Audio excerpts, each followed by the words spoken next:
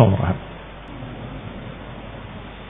Innal hamdalillah nahmaduhu wa nasta'inuhu wa nastaghfiruh wa na'udzu billahi min shururi anfusina wa min sayyiati a'malina man yahdihillah fala mudilla lahu wa man yudlil fala hadiya lahu wa ashhadu an la ilaha illallah وحده لا شريك له وأشهد أن محمدا عبده ورسوله صلى الله عليه وعلى آله وأصحابه والتابعين وتابع التابعين ومن تبعهم بإحسان إلى يوم الدين يا أيها الذين آمنوا اتقوا الله حق تقاته ولا تموتن إلا وأنتم مسلمون يا أيها الناس اتقوا ربكم الذي خلقكم من نفس واحدة وخلق منها زوجها وبث منهما رجالا كثيرا ونساء واتقوا الله الذي تساءلون به والأرحام إن الله كان عليكم رقيبا يا أيها الذين آمنوا اتقوا الله وقولوا قولا سديدا يصلح لكم أعمالكم ويغفر لكم ذنوبكم ومن يطع الله ورسوله فقد فاز فوزا عظيما أما بعد فإن خير الحديث كتاب الله وخير الهدي هدي محمد صلى الله عليه وعلى آله وسلم وشر الأمور محدثاتها فإن كل محدثة بدعة وكل بدعة ضلالة وكل ضلالة في النار. إخواني في الدين أعزكم الله كمسلمين yang saya hormati.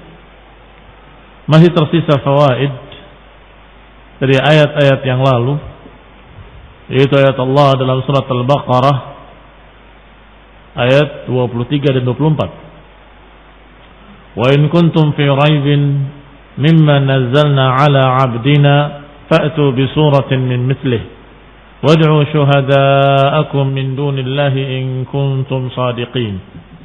Fa in lam taf'alu wa lan taf'alu فاتقوا النار التي وقودها الناس والحجارة أعدت للكافرين. Terakhir kita bahas faedah dari Syekh Sa'di rahimahullah bahwa kalimat in kuntum fi raibin, jika kalian dalam keraguan, maka pikirkanlah, bisakah kalian membuat satu surat yang seperti ini, yang seperti surat Al-Quran. Wad'u syuhada'akum, silakan panggil semua saksi-saksi kalian. Ini menunjukkan bahwasanya seorang yang memiliki keraguan ada dua macam.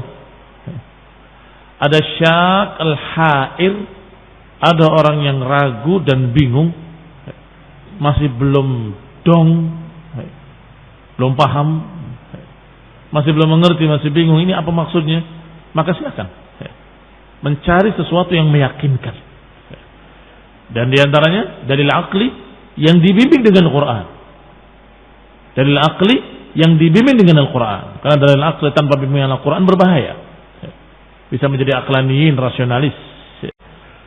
Dengan bimbingan Al-Quran, coba pikirkan. Beliau, Rasulullah SAW, seorang ummi, tidak membaca, tidak menulis. Seorang yang dalam keadaan tidak membaca, tidak menulis, tidak mungkin dia mengetahui tentang berbagai macam, tentang berita-berita gaib, tentang nabi-nabi yang telah lalu atau tentang hari kiamat dan sebagainya.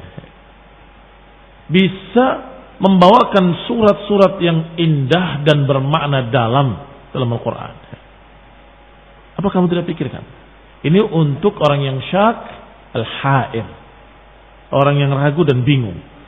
Tetapi golongan kedua adalah asyak ghair sadiq, orang yang ragu tapi tidak jujur. Artinya orang yang dalam keadaan meragukan alias tidak percaya. tidak percaya pada Quran, tidak percaya pada Rasulullah SAW, maka orang ini sudah memegang sesuatu kekafiran, tidak mau tahu sama sekali. Maka demikian kenanya ayat yang sudah kita bahas sebelumnya di awal-awal surat Al-Baqarah. Innal ladzina kafaru sawa'un 'alaihim a'andartahum am lam tundirhum la yu'minun. Orang-orang kafir itu sama bagi mereka. Kamu peringatkan mereka atau kamu tidak peringatkan mereka, sama saja. La yu'minun, mereka enggak akan beriman. Golongan yang inilah yang dikatakan sawa'un 'alaihim, yang sudah meyakini kekafirannya dan meyakini bahwa ucapan Rasulullah SAW tidak benar, meragukan ucapan Rasulullah SAW dan ayat-ayat yang dibacakannya.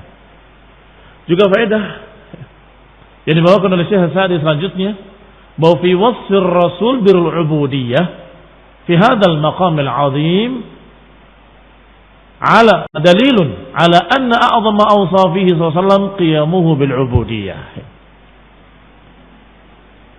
Sifat yang Allah sifati Rasulullah dengannya yaitu kehambaan.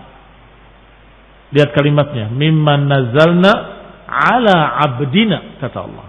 Siapa yang dimaksud abdina? Rasulullah SAW. Tapi dijuluki dengan abdina, hamba kami, kata Allah. Ayat ini menunjukkan bahwa Rasulullah SAW disifati dengan sifat ubudiyah, kehambaan. Dan maqamul ubudiyah, kedudukan kehambaan, kedudukan yang mulia, kedudukan yang sangat mulia. Bahkan dalil ala anna a'zam awsafihi sallallahu alaihi wa ala alihi wasallam al-ubudiyah. Bahkan ini merupakan dalil setinggi-tinggi sifat Rasulullah SAW. Yang kedua adalah ubudiyah. Apa yang pertamanya? Risalah. Sifat risalah, sifat kerasulan.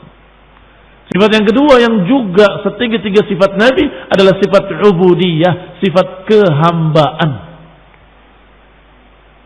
Jangan dibayangkan seperti ketika kita menyatakan beberapa orang dengan hamba sahaya. Ini budak. Rendah sekali. Bukan itu maksudnya. Tetapi budak yang dimaksud di sini dengan hamba dinisbatkannya kepada Allah yang Maha Rahman. Dinisbatkan kepada dirinya yang Maha Mulia. Abdina, hamba kami, kata Allah. Ini berbeda. Dan idhafahnya idhafatut tasyrif. Idhafahnya dijuluki dengan idhafatut tasyrif. Penyandaran kepada Allah untuk memuliakan. Bukan hanya idhafatut tamlik. Bukan hanya idhafah dengan makna kepemilikan. Kalau idhafah dengan makna kepemilikan, semua manusia hamba Allah. Yang kafir hamba Allah, yang mukmin hamba Allah. Yang baik hamba Allah, yang jelek juga hamba Allah. Semua manusia hamba Allah dengan makna kepemilikan, hamba milik Allah. Dan bedakan antara keduanya. Tetapi abdina bukan hanya sekedar idhafah tamlik, bukan hanya idhafah bermakna kepemilikan, tetapi idhafah dengan makna pemuliaan. Contoh lain, rumah, seluruh yang ada di muka bumi ini milik Allah SWT, dan boleh dikatakan semuanya rumah Allah SWT. Tetapi ketika dikatakan Baitullah, hanya masjid. Kenapa demikian? Karena masjid memiliki keistimewaan tersendiri, dimuliakan, dikhususkan untuk ibadah kepada Allah SWT, maka dikatakan rumah Allah. Dan lebih khusus lagi, Baitullahil Haram, hanya Ka'bah. Tidak semua masjid. Baitullahil Haram hanya Ka'bah. Maka barakallahu fikum, ini namanya idhafah yang menyatakan kemuliaan disandarkan kepada Allah SWT.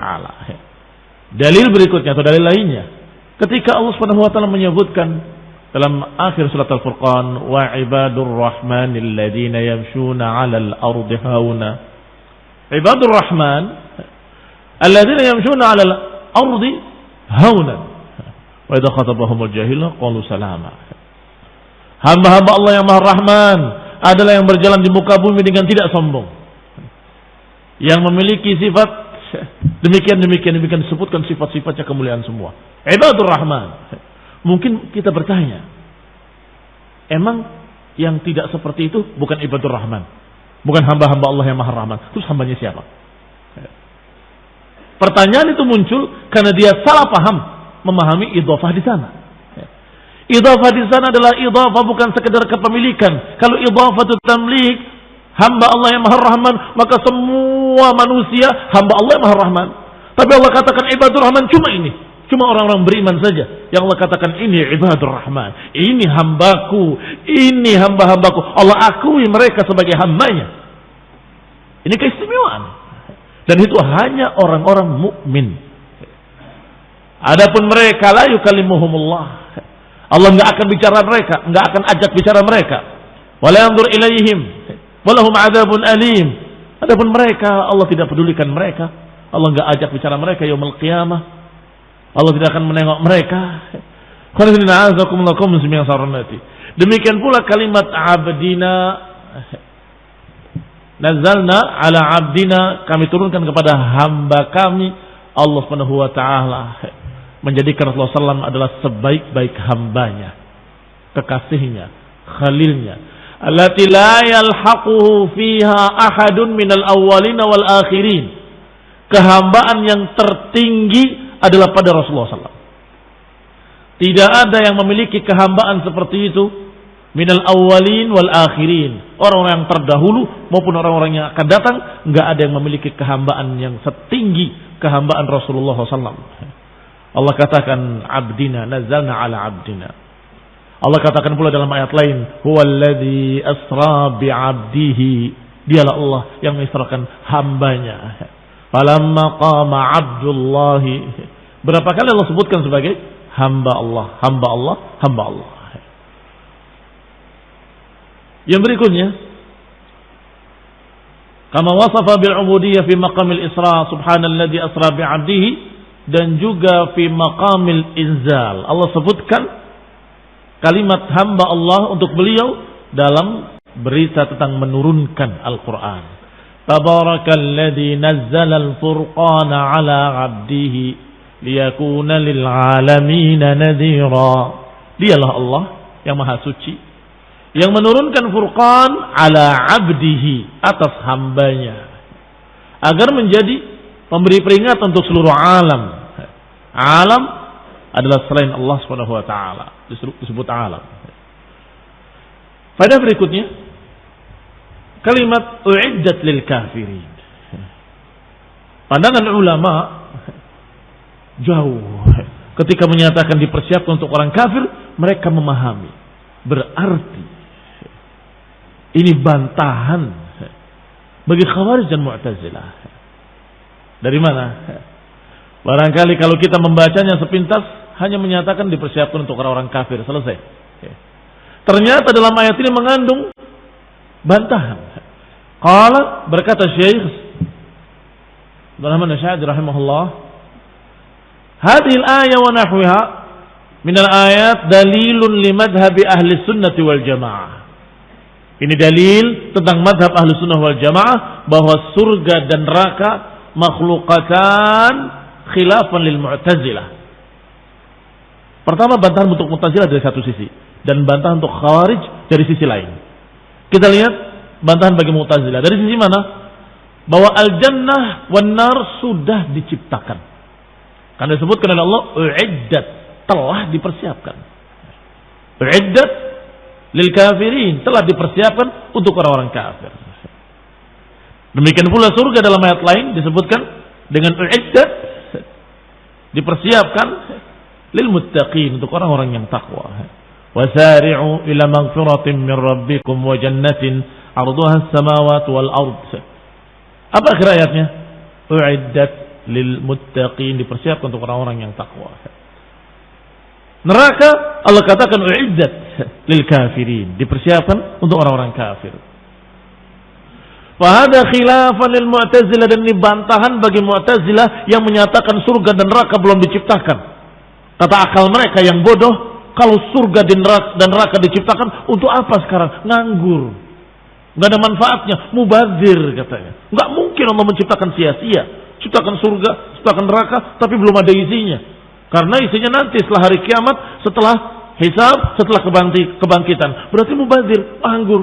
Ini otak yang bodoh. Allah persiapkan dan Allah tunjukkan. Bahkan Rasulullah SAW menyatakan angin yang sangat panas Angin samum dikatakan itu min fayhi jahannam, dari uap neraka jahannam, agar kalian tahu yang panas, yang paling panas di dunia.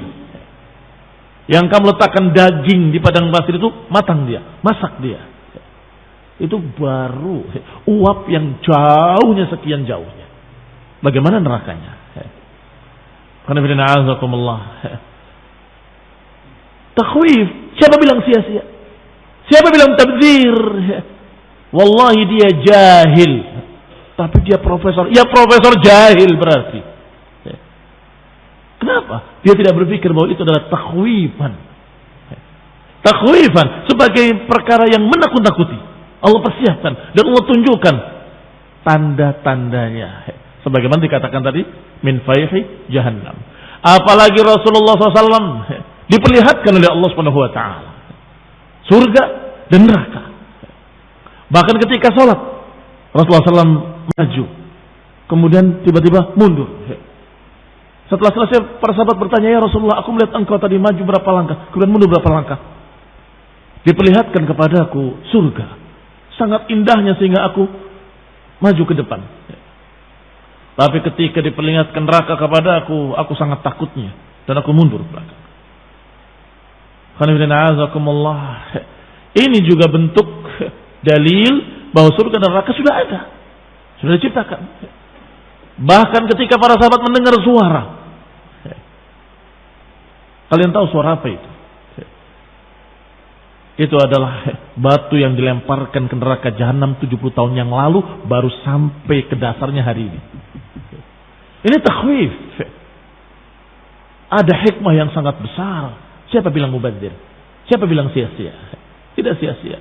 Maka kata beliau, kata Syekh Sa'di rahimahullah, hada dalil ala anna al-jannata wan nar makhluqatan. Bahwa surga dan neraka sudah diciptakan. Wa da khilafan lil Mu'tazilah, dan ini menyelisihi, membantah akidah sesat Mu'tazilah. Wa fiha aidan, dan juga ini bantahan bagi mereka-mereka kaum khawarij. Wa fiha aidan anal muwahhidin wa in irtakabu ba'd al-kaba'ir la yakhluduna fin nar. Bahwasanya akidah Ahlussunnah wal Jamaah menyatakan ahli tauhid bagaimanapun dia berdosa dengan maksiat-maksiat, maka dia mesti akan diselamatkan dari api neraka. Li'annahu qala u'iddat lil kafirin, karena Allah katakan dipersiapkan untuk orang kafir. Falau kana 'usatal muwahhidin yakhluduna fiha, kalau saja orang bermaksiat kemudian kekal di dalamnya, maka niscaya tidak akan dikatakan u'iddat lil kafirin, akan dikatakan u'iddat lil kafirin wal 'usat wal 'asin, kan begitu. Niscaya akan dikatakan dipersiapkan untuk orang kafir dan untuk orang-orang yang bermaksiat. Tidak.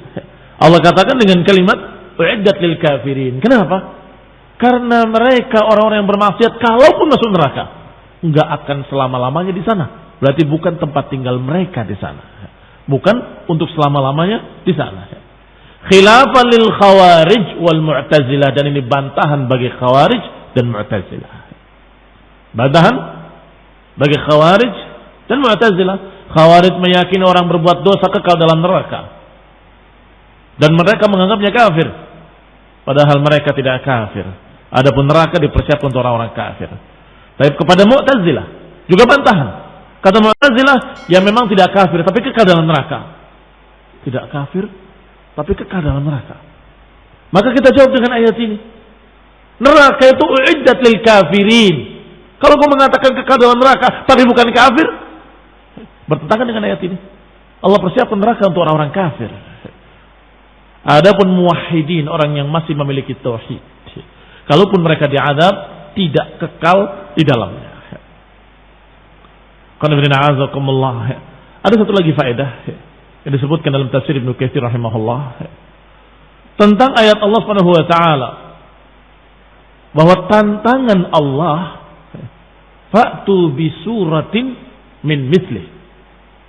Suratin dengan nakirah, maka dia ta'um, dia am, mencakup semua surat. Silakan datangkan satu surat pun Berarti surat yang mana saja? Mau yang seperti surat ini, surat apa saja? Yang panjang ataupun yang pendek? Jangan berkata ketika membuat surat pendek, itu yang pendek. Pendek pun gak bisa mereka. Gak bisa. Membuat surat yang pendek seperti Inna a'tainakal kautsar atau surat Al-Ikhlas atau surat, gak bisa mereka. Gak akan bisa seindah, sebagus dan isinya sepadat Al-Quran. Gak akan bisa. Yang panjang maupun yang pendek. Dan ini sebagai bantahan bagi mereka yang menyatakan maksudnya surat yang panjang. Kok yang pendek sih gampang? Lah, yang panjang dan pendek semuanya. Karena kalimatnya fa'tu bi suratin. Datangkan satu surat saja. Kalimat suratin dengan nakirah ini menunjukkan umum, menunjukkan am. Yang panjang ataupun yang pendek, yang 3 ayat saja silakan. Kalau bisa. Jangan meremehkan ayat-ayat pendek dalam Al-Quran atau surat-surat pendek dalam Al-Quran. Kata Imam Syafi'i rahimahullah tentang wal 'asr. Innal insana lafi khusr illa alladziina aamanu wa 'amilus shalihat wa tawassaw bil haqqi wa tawassaw bis sabr. Apa kata Imam Syafi'i? Law ma nazalat illa hadhihi surah lakafathum. Kata Imam Muhammad bin Idris Asy-Syafi'i rahimahullah. Kalau tidak turun surat Al-Quran kecuali surat ini saja, satu surat saja, lakafathum, niscaya cukup. Saking luasnya makna wal 'asr. Dinukil oleh Ibnu Katsir rahimahullah ucapan Imam Syafi'i, "Lau tadabbara an-nas fi suratil 'asr." Kalau mereka mau tadabbur, mempelajari isi yang terkandung dalam surat Al-'Asr, maka niscaya kamu akan tahu bahwa surat ini cukup buat mereka. Lakafathum. Law ma nazalat hadhihi surah, law ma nazalat illa hadhihi surah.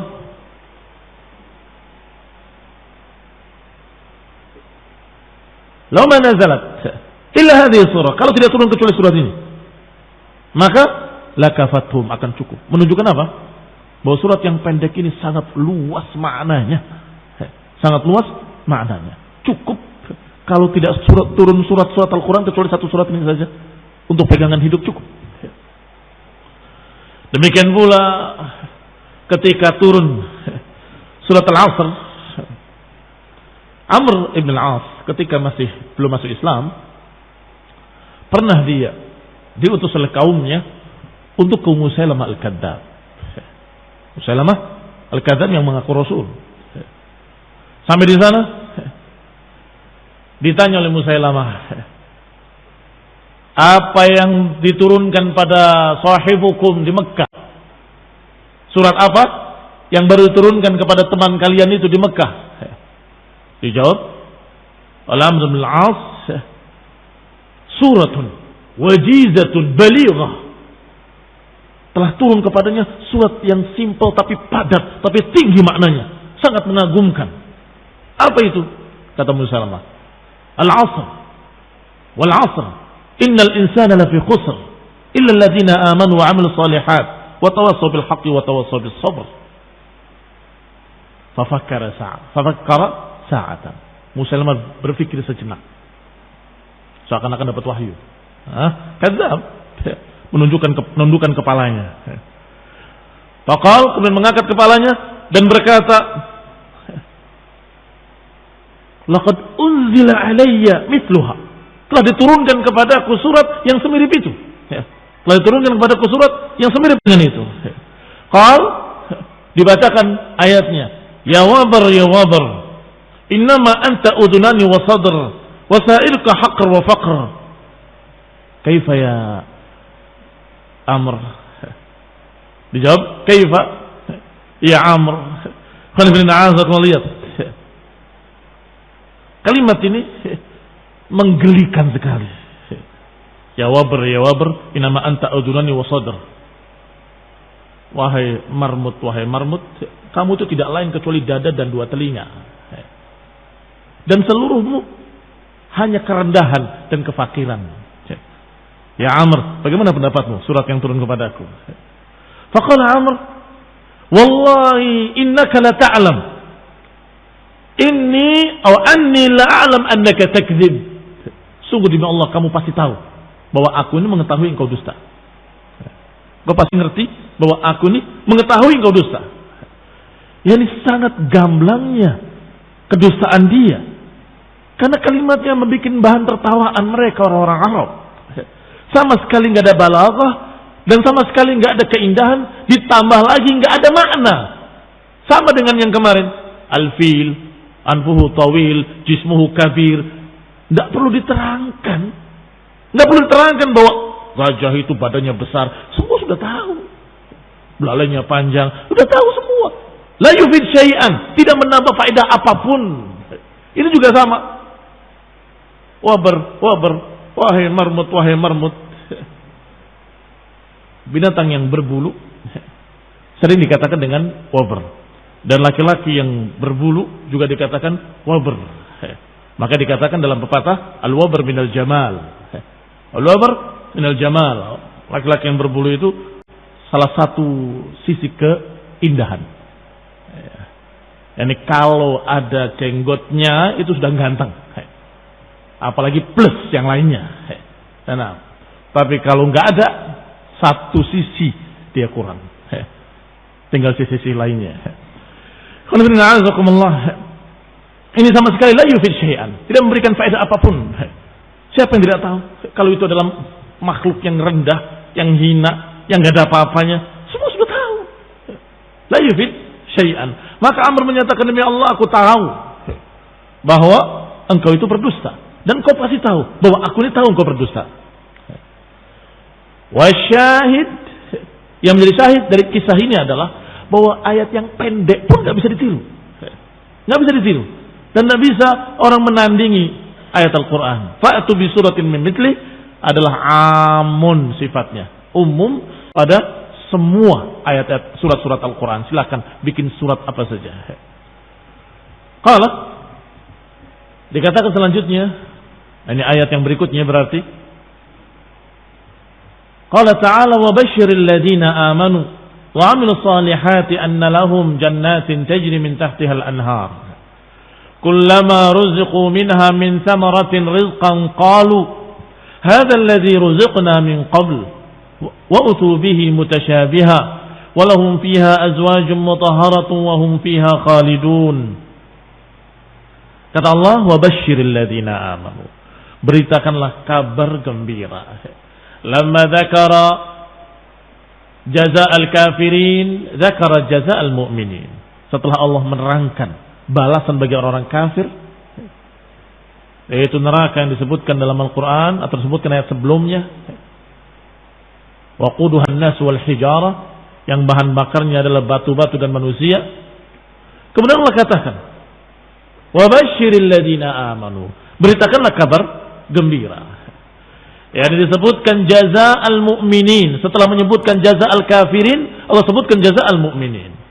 Ahlul a'malis salihat, diterangkan golongan orang-orang yang beramal dengan amalan yang saleh, dengan iman, apa balasannya. Dan selalu seimbang ayat Al-Quran, menyebutkan balasan kafirin, menyebutkan balasan mukminin. Disebutkan ancaman untuk orang kafir, disebutkan janji untuk orang-orang mukminin. Disebutkan tentang kebaikan-kebaikan, bagaimana akibatnya, sebutkan kejelekan-kejelekan, bagaimana akibatnya. Dikisahkan tentang orang-orang baik, dikisahkan pula tentang orang-orang jelek. Dikisahkan tentang Fir'aun wa Namrud, dikisahkan pula para anbiya. Ini juga salah satu tafsir makna masani dalam Al-Quran. Al-Quran disebut masani. Apa masani? Yang semuanya seimbang, dua. Ada kisah ini, ada kisah itu. Ada ancaman, ada janji-janji. Ada berita tentang orang kafir, ada berita tentang orang beriman. Yang dikatakan dengan masani. Kembali pada ucapan Syekh Sa'di rahimahullah. Yani orang-orang yang beriman, ahlul a'mal salihat, ala tariqatihi ta'ala fil Qur'an yajma' baina at-targhib wa tarhib. Dan ini adalah suatu sunnatullah dalam Al-Quran. Yaitu mengumpulkan antara targhib dengan tarhib. Targhib memberikan suatu kabar gembira agar semangat beramal saleh. Tarhib memberikan ancaman-ancaman agar jangan berani-berani beramal dengan amalan jelek. Liyakunal 'abdu raghiban rahiban khaifan rajia. Agar dengan keseimbangan targhib wa tarhib, keseimbangan janji-janji dan ancaman-ancaman, maka niscaya seorang hamba akan menjadi raghiban rahiban, berharap dan takut. Khaifan rajian, rasa takut pada Allah Subhanahu wa taala ada dan rasa harap juga ada. Sebab rasa harap tanpa rasa takut bahaya, akan sesat dia. Sebaliknya rasa takut tanpa rasa harap juga bahaya. Kalau rasa takut ada pada seseorang tetapi tidak punya rasa harap, apa jadinya? Putus asa. Putus asa. Sebaliknya, kalau rasa harap ada tapi nggak ada rasa takut, ya, seenaknya. Dia akan seenaknya beramal, gampang. Nanti juga kita diampuni. Kita berharap Allah ampuni kita. Ya. Berharap nggak punya rasa takut. Ya. Akan seenaknya dia hidup di dunia. Maka dengan keseimbangan at-targhib wa tarhib dalam Al-Quran, maka seorang hamba dengan bimbingan Al-Quran menjadi raghiban, rahiban, khaifan, rajian. Maka Allah katakan, basyir, beritakan kabar gembira. Ya ayyuhar rasul wa man qama maqamahu, wahai para rasul dan yang menduduki kedudukan rasul. Manhum yang yaqumu maqamar rasul? Para ulama. Al ulama warasatul anbiya, pewaris para nabi. Maka mereka juga diperintahkan, basyir, beritakan kabar gembira kepada alladzina amanu, kepada orang yang beriman dengan qulubihim, dengan hati mereka, wa amilus salihat, yang beramal dengan amalan saleh, bijawarihim, dengan anggota badan mereka. Fasadaqu imanuhum bi'a'malihimus salihah, maka mereka membenarkan keimanannya dengan pengamalan-pengamalan ibadah atau dengan amalan-amalan saleh. Wa wasafat a'malul khair bis salihat, wa wasifat amalul khair bis salihat.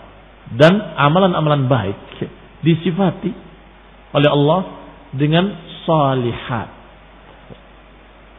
Lianna biha tasluh ahwal al-'abd. Karena dengan amalan itu seorang hamba akan jadi baik. Apa maknanya saleh? Saleh maknanya yang memperbaiki atau yang menjadikan dia baik.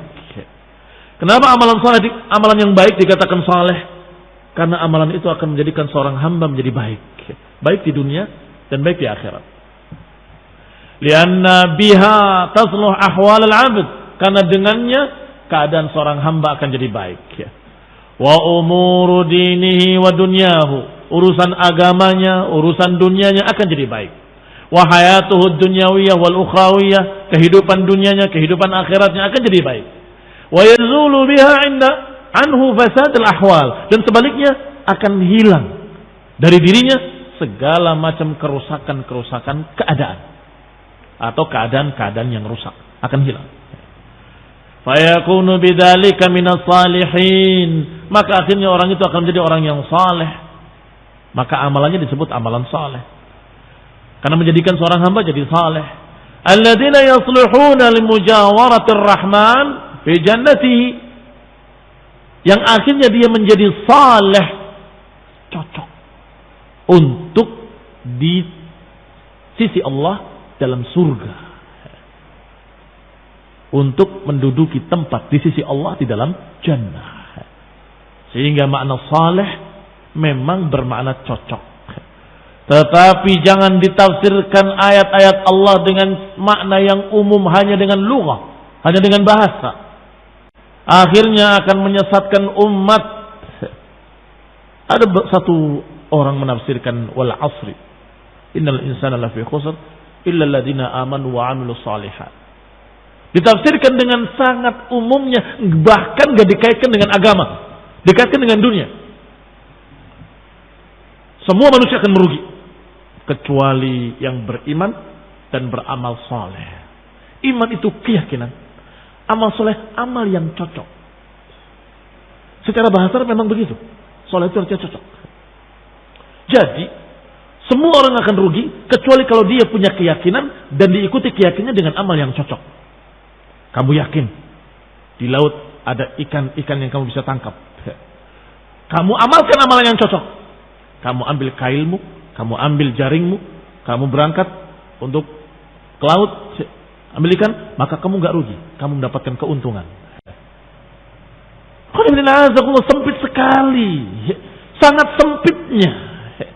Tidak berbicara tentang iman kepada Allah, iman kepada Rasulnya, iman pada hari akhir. Nggak berbicara tentang iman yang dibahas dalam Quran wa Sunnah. Demikian pula amal salehnya, hanya menyatakan amal yang cocok. Ini khonibina azakumullah, dia dalam keadaan memiliki bahasa Arab tapi tidak memiliki din. Hanya ngerti bahasa Arab tapi nggak ngerti tentang agama, akidah, usul, sunnah. Dia nggak ngerti. Kaum muslimin yang saya hormati. Diterangkan oleh Syekh As-Sa'di rahimahullah, al-alim, al-mufassir, al-faqih, bahwasanya amal saleh adalah amal yang sesuai dengan Quran dan Sunnah. Kenapa dinamakan saleh? Karena dia akan memperbaiki seorang hamba. Kalau hamba itu jadi baik, jadi saleh, maka cocok, pantas, saleh li an yakuna, untuk menjadi seorang di dalam jannah bijiwarillah, di sisi Allah subhanahu wa ta'ala. Berarti amal yang cocok, iya, amal yang menjadikan dia nanti cocok untuk masuk surga. Amal yang menjadikan dia pantas untuk berada di sisi Allah subhanahu wa ta'ala. Apa amalan yang menjadikan dia pantas untuk mendapatkan surga dan mendapatkan kedudukan tinggi di sisi Allah? Ya jelas amalan yang sesuai dengan Quran wa Sunnah. La khilafa fi. Nggak ada ikhtilaf dalam masalah itu. Setelah itu dikatakan, fabashshirhum anna lahum jannat. Kabarkan kepada mereka kabar gembira bahwa mereka akan mendapatkan surga, jannah, yakni basatin, bustan, kebun-kebun, minal asjaril ajibah, dengan pohon-pohon yang sangat menakjubkan, dengan buah-buahan yang aniqah, yang mudah dipetik, wa dhillil mamdud, dengan naungan-naungan yang menjulur panjang, wal aghsan wal afnan, dengan ranting-ranting, dengan dahan-dahan yang memiliki buah-buah yang satu ranting buahnya memiliki sekian banyak rasa yang semuanya lezat.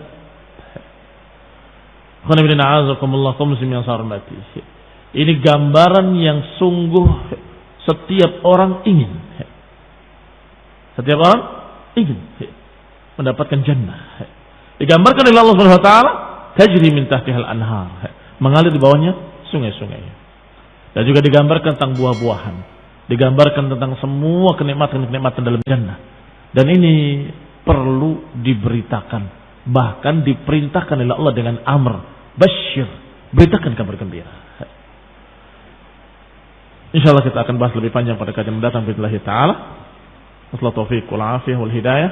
Subhanakallahumma hamdaka, la ilaha illa anta, astaghfiruka wa atubu ilaik. Wassalamu alaikum warahmatullahi wabarakatuh.